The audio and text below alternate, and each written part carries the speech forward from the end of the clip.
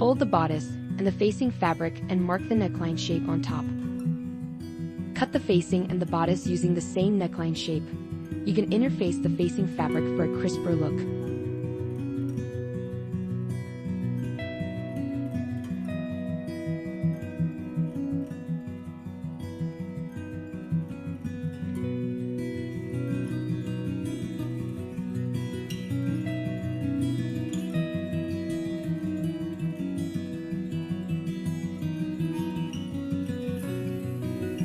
Cut the facing width as 2.5 inches. This can be done before or after you cut the facing, but make sure that enough space is left around the embroidery for edge stitching.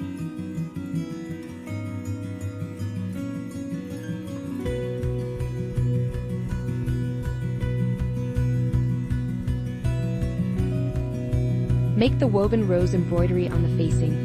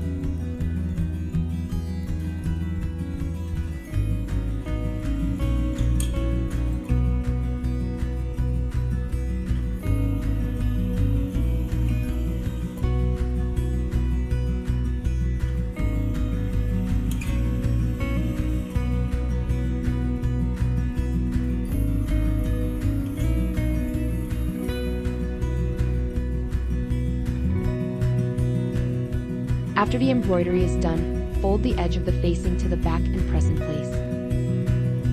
Place the facing on the back of the neckline, aligning the raw edges.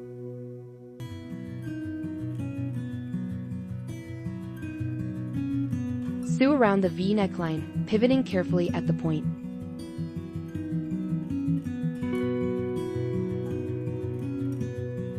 Clip the seam allowances, especially at the V point, to reduce bulk. Stitch the facing seam allowance and edge of the garment. Ensure that the seam allowance is towards the garment at all times as you sew.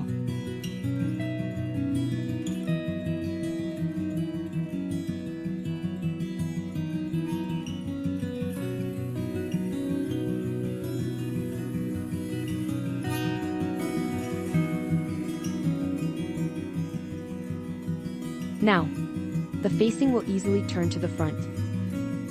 Carefully press the facing outward and top stitch close to the edge of the facing, ensuring everything lies flat.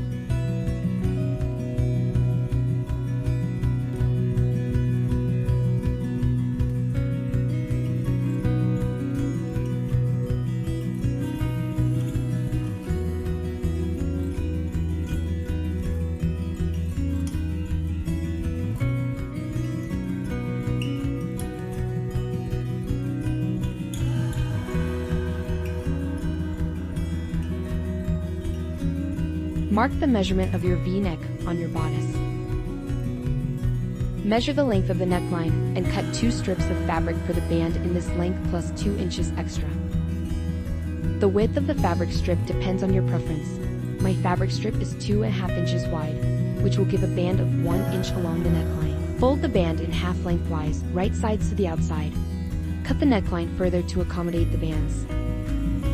As my finished band will be 1 inch wide, I will mark 1/4 inches less, a 3/4 inch on the neckline from the original neckline.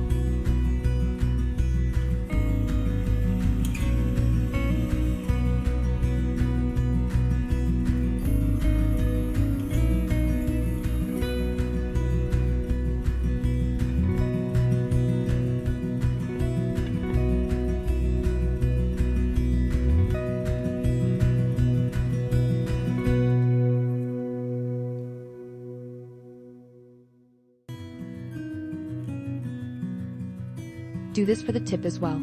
Use an L square scale to ensure that the line is straight. cut the new neckline.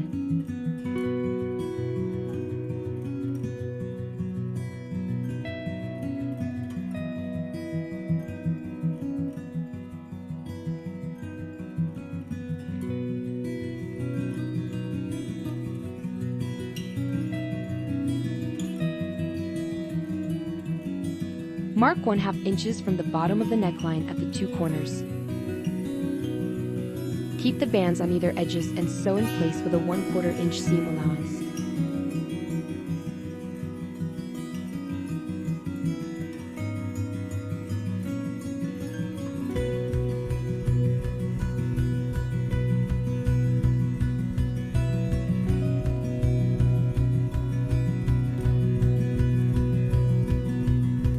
Remember to sew 1/2 inch extended at the end.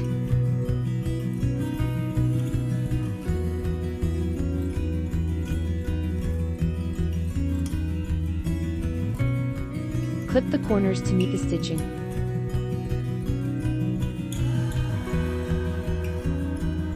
Turn the band to the inside.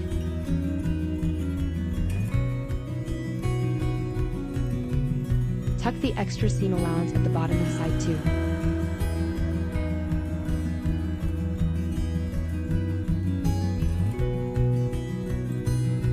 Top stitch along the edge close to the seam.